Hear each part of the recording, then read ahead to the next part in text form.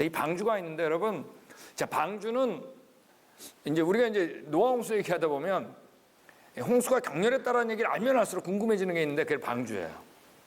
만약 우리가 그때 살았으면 둘 중에 하나예요. 홍수에 있었느냐 아니면 방주에 있었느냐. 홍수에 있던 자들은 한 명도 빠짐없이 어떻게 된 거예요? 다 죽은 겁니다. 이유는 간단해요. 하나님이 죽이려고 작정했으니까. 자, 방주에 있던 자들은 한 명도 빠짐없이 어떻게 된 거예요? 다 살았어요. 이유는 간단해요. 하나님이 살리려고 작정했기 때문에. 여러분, 방주는 노아 홍수 심판 가운데 가장 안전한 곳이었을까요? 방주가? 노아 아니에요. 방주는 여러분 유일하게 안전한 곳이에요. 전능하신 하나님 앞에 감히 구원에 대한 얘기를 할 때 가장이란 말이 필요 없어요. 유일한 겁니다. 그래서 유일한 구원의 도구, 방주에 대한 얘기를 좀 하겠습니다. 우리 방주를 보면 방주는 이제 영어로 아크로 이렇게 번역이 되어 있고 히브리 말로 테바라는 단어를 썼습니다. 자, 근데 테바라는 단어는 성경에 딱 두 번밖에 안 나와요. 하나는 지금 얘기하고 있는 방주 얘기고 다른 하나는 우리 베이비 모세를 담았던 그릇 있죠. 출애굽기 2장에 뭐로 번역했죠? 갈대 뭐로 번역했어요? 상자로 번역했잖아요. 그죠? 예, 우리 같이 하겠습니다. 방주는 보트가 아니라 박스다. 예, 근데 대부분 방주를 이렇게 그렸어요. 예, 그래서 우리가 이제 노아 홍수 얘기 어렸을 때 재밌잖아요. 뭐 이렇게 동물 이름도 나오고 해. 근데 이제 이것 때문에 이제 머리가 커가면서 이제 교회 떠나는 거예요. 성경은 꼭 지어낸 얘기 같고. 여러분, 이거 아니에요. 방주는 보트가 아니라 뭐라고요? 예, 우리가 요 방주가 보트가 아니라 박스라는 것만 알아도 성경은 굉장히 신뢰할 수 있네 라는 그런 마음이 든다는 얘기입니다. 여러분, 보트 타고 싶으세요? 박스 타고 싶으세요? 이거 뭔지 모르겠지만 박스가 답인 것 같죠? 예, 눈치 빨라요. 예, 근데 방주는 보트가 아니라 뭐라고요? 예, 여러분, 보트하고 박스의 차이점이 뭔가요? 예, 보트는 뭐죠? 조정할 수 있는 게 있어요. 그죠? 노도 있든지 삿대도 있든지 돛도 있고 닷도 있고 요즘 같은 엔진도 있죠. 근데 박스는 뭐예요? 예, 할 수 있는 게 하나도 없어요. 뜨는 게 목적이에요. 여러분, 보트 타고 싶으세요? 박스 타고 싶으세요? 네, 이제 점점 줄어들죠, 소리가. 예, 잘못 대답한 것 같아요. 내가 방주는 보트가 아니라 뭐라고요? 예, 박스입니다. 자, 방주는 누가 디자인을 했냐면 하나님이 직접 디자인했어요. 여기 있는 것처럼 재료를 고페라고 그랬어요. 옛날에 우리 개역 성경은 잣나무로 번역했지만 사실 잣나무인지 아닌지 모릅니다. 근데 원어로 그냥 썼어요. 이게 맞는 말이에요. 고페르. 무슨 나무인지 몰라요. 그 다음에 뻥 뚫린 게 아니라 칸들을 막으라 했어요. 룸을 만들라 그랬습니다. 역청으로 안팎을 칠하라 그랬어요. 이제 방수 처리한 겁니다. 그죠? 그 다음에 메뉴가 꽉 막힌 게 아니라 한 깁을 치켜 올리라 그랬어요. 통풍장치. 창문을 만들라 그랬어요. 자, 그러니까 비는 안 들어오게 했지만 뭐는 바람은 통하게 했겠죠. 아시겠죠? 그 다음에 문을 내라 그랬는데 옆으로 내라 그랬습니다. 근데 단수를 썼어요. A door. 문을 옆으로 하나를 내는 겁니다. 아시겠죠?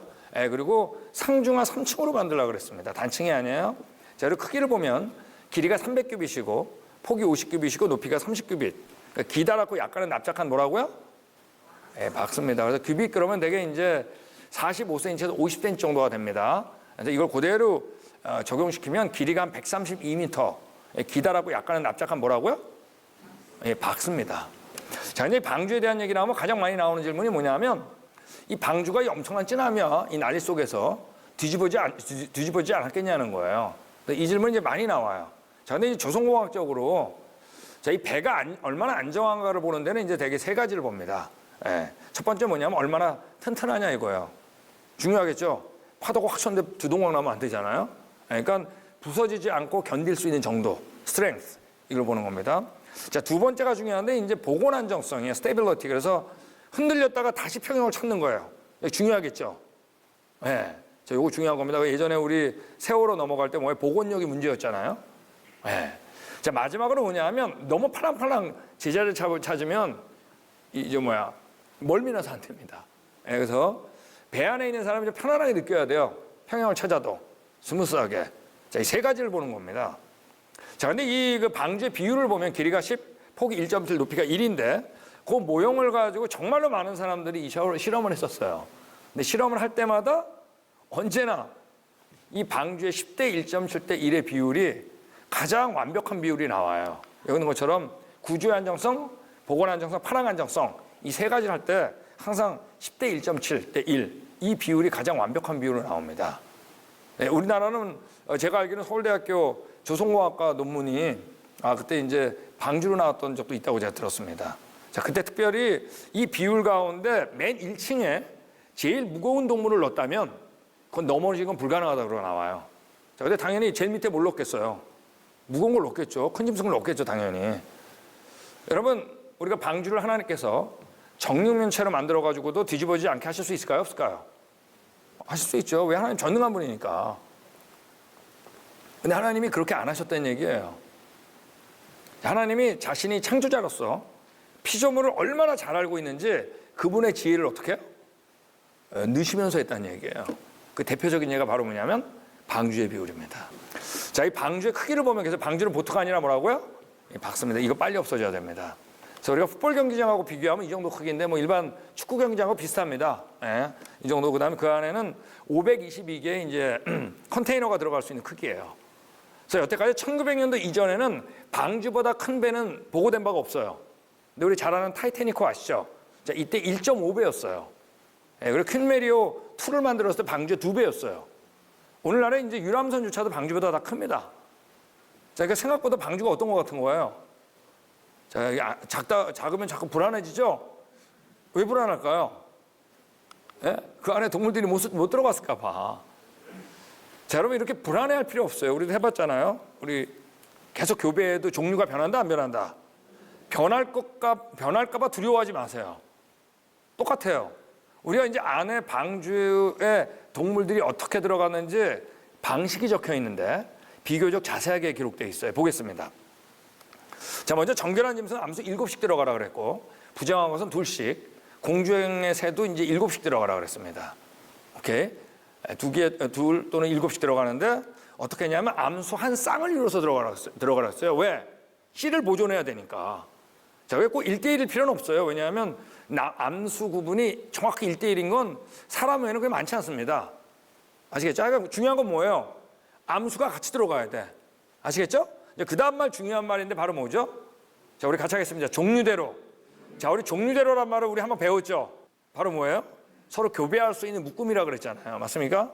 자, 그래서 오늘날에 이제 방주 안에는 코로 숨을 쉬는 육지동물들이 들어갔는데, 자, 그러니까 코로 숨을 쉬는 육지동물 보면 3가지로 주로 들어요. 그러니까 물속에 사는 것들은 완전히 멸종하기 어려웠다는 얘기예요. 방주에서 몇 명이 나와가지고 다 살았던 것처럼 물속에서 다 죽지만 않으면 그들은 교배해서 살 수 있다는 얘기예요.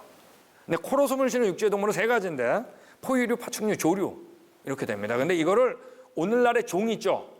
종속과목 강문기 할 때 종으로 따지면 형태적 분류 그러면 17,600종 정도가 됩니다. 자, 근데 이들의 평균 사이즈를 한 마리 양으로 봤을 때 방주 안에 이제 몇 마리가 들어가냐면 이제 다 채워보는 거예요. 질문이 나오니까 다 넣어보면은 125,280마리가 들어갈 수 있는 크기예요. 아까 17,600종이잖아요. 자, 그러니까 어느 정도 어떨까요? 가능하다는 거 알겠죠? 예. 네. 자, 근데 우리 같이 읽겠습니다. 시작. 네, 근데 그때 목적이 나오잖아요. 씨를 보존케 하라. 종이 아니라는 사실. 유전적 분류죠. 그럼 우리 이런 얘기 기억나세요? 종 속 과가 있는데 어디에 가장 가깝다? 좋습니다. 과에 제일 가깝다 그랬잖아요. 그러니까 우리가 방주 안에 호랑이, 사자, 고양이, 표범이 들어간 게 아니라 고양이, 과 2마리가 들어간 거예요. 아셨어요? 자, 이걸 다 고려하면 여기에 대해서 가장 심도 있는 책이 바로 이 우두모랩이라는 사람이 쓴 책인데 이 과로만 따져서 들어가면 329과 이상에 들어갈 필요가 없어요. 자, 근데 어떤 건 종, 어떤 건 속, 어떤 건 과가 들어갔겠죠. 자, 근데 종하고 과하고 종의 중간인 속으로 한번 따져보는 거예요. 사실 과에 더 가깝지만 많이 봐준 겁니다. 그래서 7마리, 2마리를 고려해가지고 다 고려해도 그 방주에는 16,000마리 이상이 들어갈 필요가 없어요. 그 16,000마리는 전체 방주의 얼마냐? 한 13%밖에 차지하지 않아요. 어떻다는 얘기예요? 충분하다는 얘기입니다. 이 16,000마리가 나와가지고 뭐에 의해서? 우리 배웠죠? 변이에 의해 가지고 지금 우리가 다양한 동물들이 다 될 수 있는 거예요. 변이와 격리에 의해서. 자, 되셨죠 이거? 자, 우리 이 정도 이제 저랑 대화 통하면 지금 굉장히 수준이 올라간 거예요. 예, 우리 이제 벌써 많이 배운 거예요, 그죠? 자, 근데 여기까지 하면 이제 계속 괴롭히는 게 바로 뭐냐면 드디어 공룡입니다. 예, 공룡. 예, 우리 아까 목사님께서 그러셨어요. 왜 이렇게 공룡 질문이 많이 나올까요? 왜냐하면 지금 공룡은 완전 진화론의 아이콘이 돼버렸어요. 그래서 우리가 공룡을 이용해서 오히려 여러분 성경이 사실인 걸 말할 수가 있어요. 이제 그 얘기를 하는 겁니다. 자, 방주 안에 공룡이 들어갔냐 이거예요. 들어갔을까요? 안 들어갔을까요? 자, 먼저 공룡은 옛날에 있었을까요? 없었을까요? 있었으니까 화석에 있죠. 방주에 들어갔을까요? 안 들어갔을까요? 자, 코로 숨을 쉬는 육지동물은 다 들어가라고 그랬으니까 들어갔겠죠. 자, 여기까지 일단은 말씀드리고, 자, 이제 보면 이 공룡은 정말 수수께끼라고 그래요. 사실 공룡은 저희 그 지질학이 담당인데, 지질학 가운데 화석이니까 고생물학인데, 제가 이제 창조과학 사역을 하면서 당황했던 게 있는 게 바로 공룡에 대한 질문을 받을 때였어요. 제가 이제 벌써 지질학을 그때 거의 한 10년을 공부한 다음에 제가 창조과학 전임을 했는데, 공룡에 대해서 제가 아는 게 별로 없다는 걸 알았어요. 왜냐하면 지질학 배우면서 공룡을 그렇게 자세하게 안 배워요. 왜냐하면 모르는 게 너무나 많기 때문에. 자, 공룡에 대한 모든 인포메이션은 어디서 온 걸까요? 100% 화석이죠, 뭐.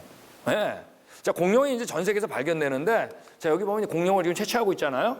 자, 여기는 공룡이 인형이에요. 사람도 인형이에요. 그러니까 이렇게 완제품으로 발견되는 건 많지 않아요. 대부분 어떻게 발견되냐, 이렇게 조각조각 발견돼요. 자, 그럼 이걸 어떻게 해야 될까요? 공룡 전문가들은 껴 맞춰야죠.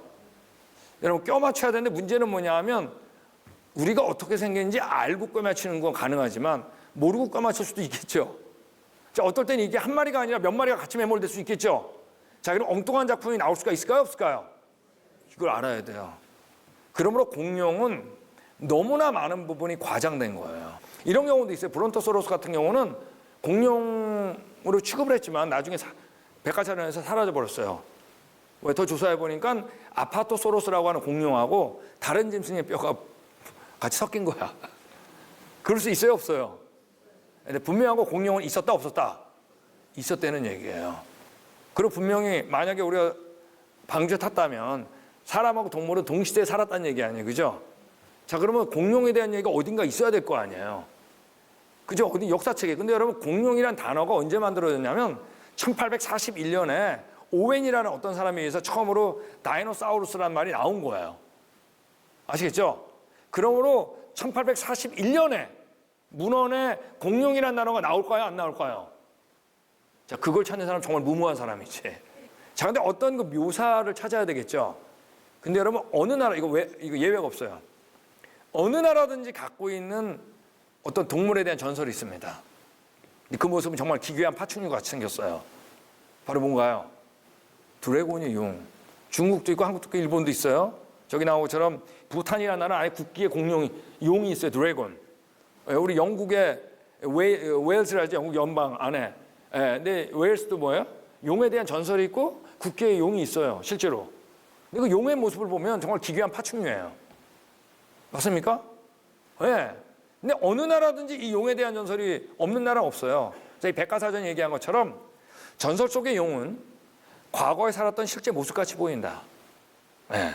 그들은 사람이 지구상에 등장하기 오래전에 서식했다는 거대한 파충류, 바로 공룡. 공룡과 그 모습이 유사하다. 용은 일반적으로 사악하고 파괴적이다. 근데 뭐죠? 모든 나라는 그들의 전설을 가지고 있다. 여러분, 용에 대한 전설이 없는 나라 없는 거 아세요? 이상하죠? 맞습니까? 예. 네.